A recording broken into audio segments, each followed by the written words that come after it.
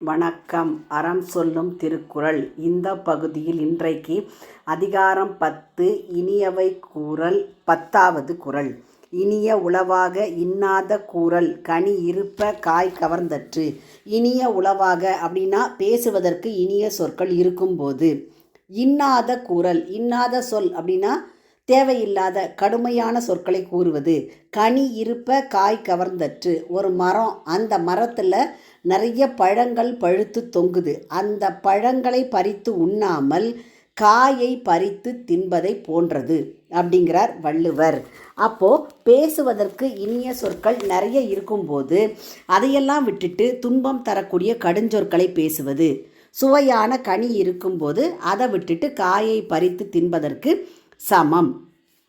இனிய சொற்கள் மனதிற்கு மகிழ்ச்சியை தரும்.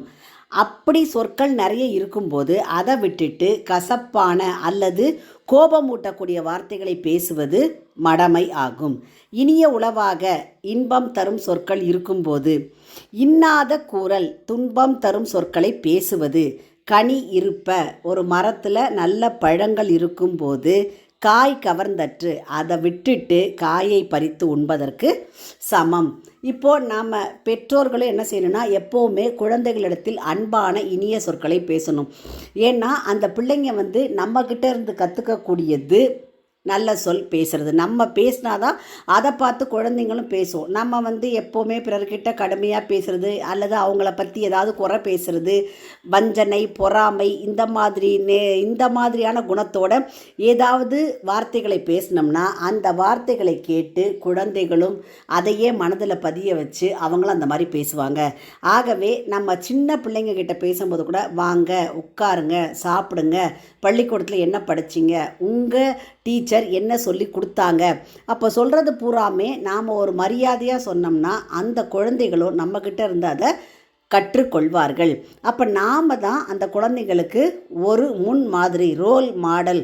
அப்போ ரோல் மாடலாக இருக்கக்கூடிய பெரியவங்க எல்லாரும், பெற்றோர்களும் சரி உறவினர்களும் சரி சமுதாயத்தில் இருக்கக்கூடிய மற்றவர்கள், அதாவது அந்த குழந்தைகளை விட வயதிலே மூத்த அனைவருமே அவங்கக்கிட்ட அன்பான பண்பான இனிய சொற்களை பேசினா அந்த குழந்தைங்களும் நம்மக்கிட்ட இருந்து அந்த நல்ல பழக்கத்தை கற்றுக்கொள்வார்கள். ஆகவே இனிமையாக பேசக்கூடிய நிலையில் கடுமையாக பேசுவது சுவையான கனியை ஒதுக்கிவிட்டு பச்சை காயை தின்பதை போன்ற அறியாமை, அதாவது மூடத்தனம் ஆகும். குறளினுடைய விளக்கம்: இனிய சொற்கள் இருக்கும்போது அவற்றை விட்டு கடுமையான சொற்களை கூறுதல் கனிகள் இருக்கும்போது காய்களை பறித்து தின்பதை போன்றது என்கிறார் வள்ளுவர். மீண்டும் குறள்: இனிய உளவாக இன்னாத கூறல் கனி இருப்ப காய் கவர்ந்து அற்று. உங்கள் இல்ல குழந்தைகளின் மனதிலே தினம் ஒரு திருக்குறள் பதிய எங்கள் சேனலை சப்ஸ்கிரைப் பண்ணுங்கள். லைக் பண்ணுங்கள், ஷேர் பண்ணுங்கள், கமெண்ட் பண்ணுங்கள், சப்ஸ்கிரைப் பண்ணுங்கள். நன்றி.